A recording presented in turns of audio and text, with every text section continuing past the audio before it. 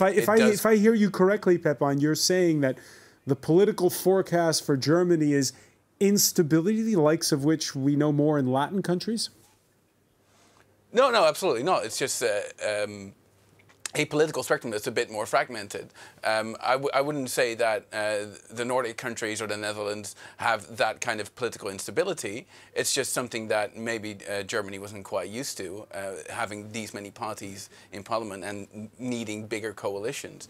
And that sometimes leaves you vulnerable to positions where we are now, where one party can hold the rest hostage. But that's just part of politics. I wouldn't be too worried about that. If other countries Terry can Reinke do it, is worried about it. Do She's saying that everybody's losing their ideals as a result.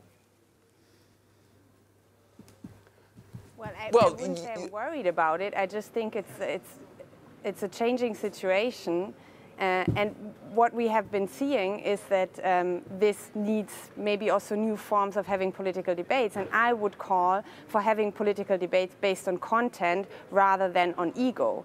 And that's what we have seen in the last days, a political debate completely driven by different egos. And I think we need to move back to talk about facts. Pepijn Bergson?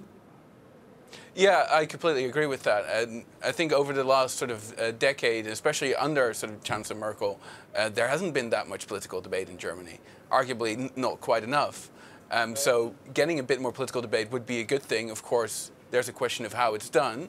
And the last couple of weeks are an example of how not to do this. But a bit more exchange of ideas, a bit more debate. Like we've been seeing in the Bundestag, for instance, over the past couple of months, that's actually not a negative thing.